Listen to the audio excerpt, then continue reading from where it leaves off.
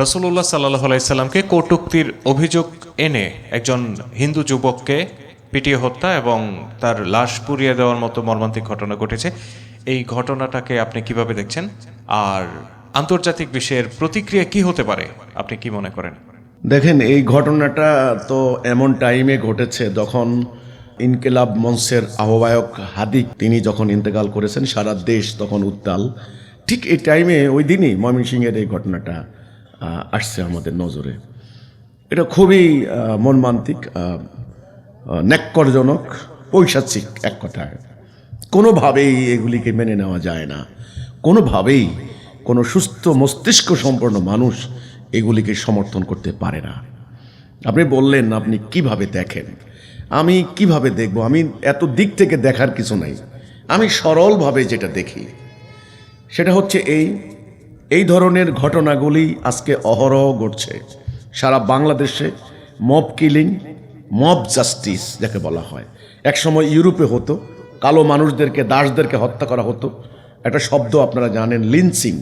এই লিঞ্চিং মানে কিন্তু ওখান থেকে ওই লিঞ্চিং আর মব কিলিং সেম সেম।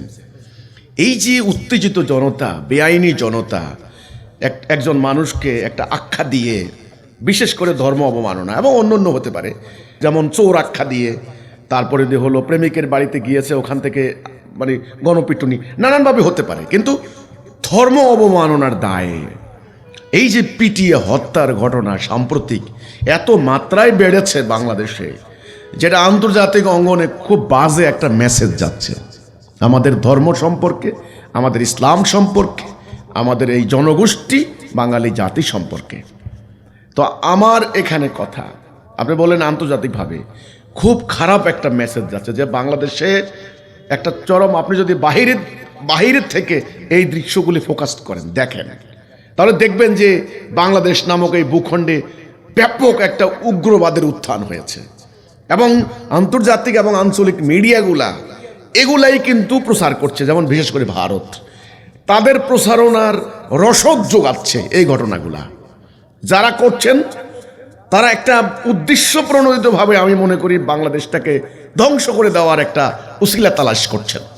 আন্তর্জাতিক অঙ্গনে এত খারাপ মেসেজ যাবে যেটার পরিণতি কি হতে পারে সেটা এই সমাজের মানুষ কল্পনা করতে পারছেন না।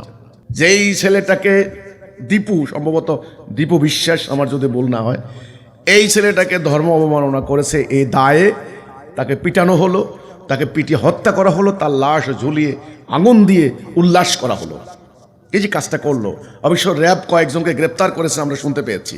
ওকে, সব সময় কিন্তু সবাই কিন্তু গ্রেপ্তারের আওতায় আসে না। কাউকে একটা ট্যাগ লাগিয়ে দেওয়া, কাউকে একটা অপবাদ দিয়ে দেওয়া যে এই লোকটা ধর্ম অবমাননা করেছে, এই লোকটা আল্লাহ রসুলকে গালি দিয়েছে, এই লোকটা কোরআনকে গালি দিয়েছে, ইত্যাদি ইত্যাদি। আসলে ব্যাপারটা কি, সে ওইটা করেছে?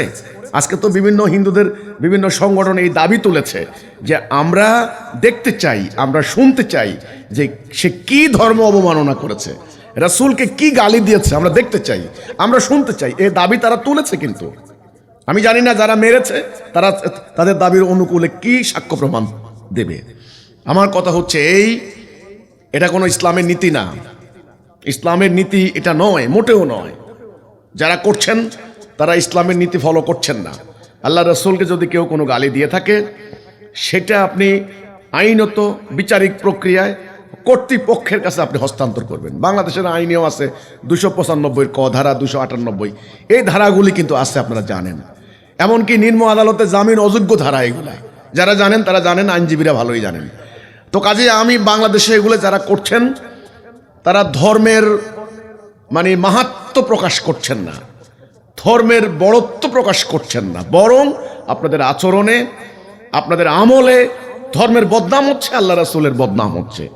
নিষ্ঠুরতা, নৃশংসতা, অমানবিক কর্মকাণ্ড প্রকাশিত হচ্ছে, প্রসারিত হচ্ছে। আমার কথা হচ্ছে এটা, প্রথমত সেটাকে ইনভেস্টিগেশন করা উচিত ছিল। আল্লাহ কোরআনে বলেছেন যেটা, তোমাদের কাছে কোনো খবর আসলে তোমরা মানে যাচাই বাছাই না করে বিশ্বাস করবে না, তারপরে তোমরা যাচাই বাছাই করো, কর্তৃপক্ষের কাছে হস্তান্তর করো, কর্তৃপক্ষ ইনভেস্টিগেশন করে সেটা আইনগত ব্যবস্থা নেবে।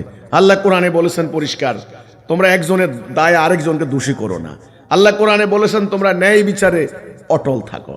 যতটুকু অন্যায় করেছে তার থেকে বেশি শাস্তি দিও না।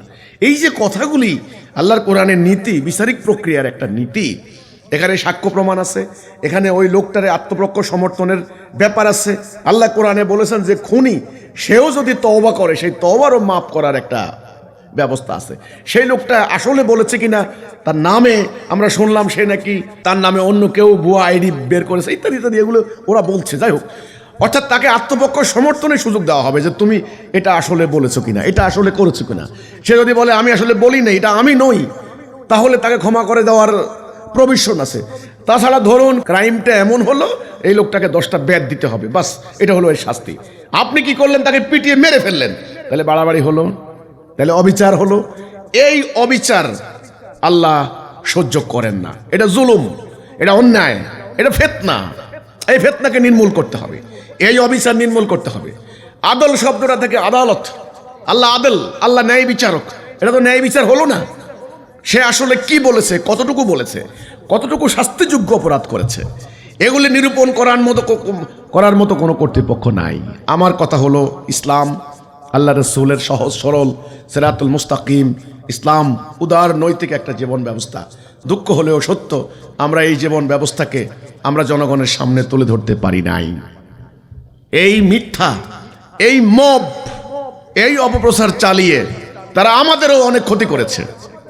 সরকারকে এটুকু বলবো, এদের ব্যাপারে কঠোর হন। এটা ইসলামের শিক্ষা নয়। আল্লাহ রসুলকে যদি কেউ কোনো গালি দিয়ে থাকে, সেটার জন্য আইনি প্রক্রিয়ায় যথাযথভাবে তার পদক্ষেপ নেওয়া দরকার।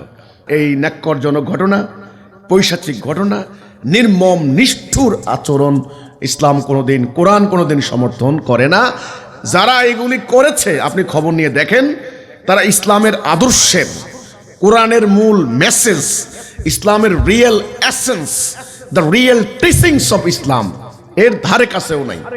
যারা করেছে আপনি খবর নিয়ে দেখেন, এরা ইসলামের আদর্শ, এরা দেখবেন ইমান কি জিনিস বুঝে না, আকীদা কি জিনিস বুঝে না, কর্মসূচি কি জিনিস বুঝে না, কোরআন পড়েও না, কোরআনের আয়াত সম্পর্কেও তাদের কোনো ধারণা নাই। আমি চ্যালেঞ্জ দিলাম, আপনারা খবর নিয়ে দেখেন ময়মনসিংহের ওই এলাকায় কেউ একজন উস্কানি দিয়েছে, কেউ একজন কোন শয়তান ভিতর থেকে মব সৃষ্টি করে দিয়ে বাংলাদেশে একটা সাম্প্রদায়িক দাঙ্গা লাগানোর একটা ষড়যন্ত্র করছে। এটা হলো আমার কথা, এটা এখনই বন্ধ হওয়া দরকার।